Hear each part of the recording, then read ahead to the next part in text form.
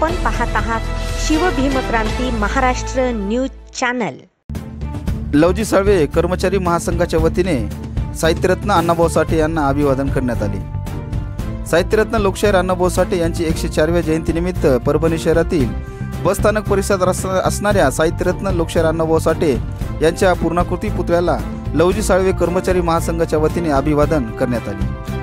लवजी साळवे कर्मचारी महासंघाच्या वतीने दरवर्षीप्रमाणे याही वर्षी साहित्यरत्न अण्णाभाऊ साठे यांच्या जयंतीनिमित्त विविध सामाजिक उपक्रम राबविले जात आहेत। त्याच अनुषंगाने दिनांक 4 ऑगस्ट रोजी शहरातील शिवाजी महाविद्यालयाच्या सांस्कृतिक सभागृहात गुणवंतांचा सत्कार समारंभ व सामाजिक न्याय संवाद परिषदेचे आयोजन करण्यात आलेले आहे। या निमित्ताने आज अण्णाभाऊ साठे यांच्या जयंतीनिमित्त महासंघाच्या वतीने अभिवादन करत विविध उपक्रम साजरे केले जाणार आहेत। या प्रसंगी महासंघाचे राज्य उपाध्यक्ष राजेश उपाडे, नारायण लांडगे, राजेश भिसे, KM वंजारे, राजेश शिंदे, सुरेश मस्के, BN जाधव, गजानन घाटुळ, सुधाकर बनसोडे, सीताराम पवार आदींची उपस्थिती होती। तर पाहूया सविस्तर वृत्तांत शिवभीमक्रांती महाराष्ट्र न्यूज निर्भीड निपक्ष वृत्तवाहिनीवर। एक लोकशाहीर अण्णाभाऊ साठे यांच्या 104व्या जयंतीचं एक नवचैतन्य परभणी शहरामध्ये संचारलेलं आहे। नुकताच अण्णाभाऊ साठे यांचा पूर्णाकृती पुतळा या ठिकाणी परभणी शहरामध्ये बसलेला आहे।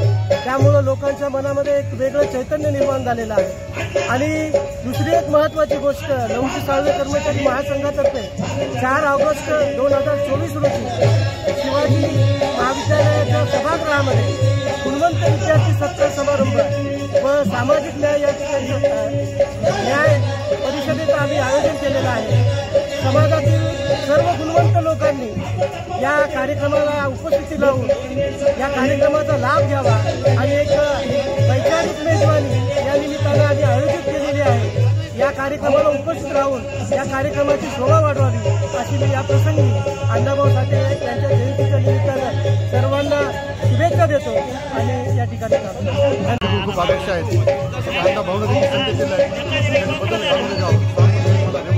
हा अण्णाभाऊचा संदेश आहे। आजच्या तरुणांनी शिक्षण पुढे आलं पाहिजे, शिक्षण पुढे जाऊन बाबासाहेब आंबेडकर असतील, महात्मा फुले आहेत, अण्णाभाऊ साठे